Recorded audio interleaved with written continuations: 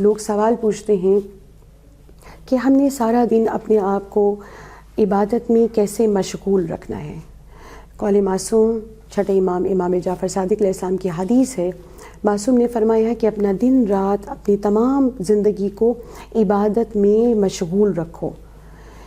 अब हम दुनियादार लोग हैं, हमने दुनिया में कमाना भी है, हमने दुनिया के काम भी करने हैं, खाना भी है, पकाना भी है, औलाद की तरबियत भी करनी है, तमाम काम करने हैं।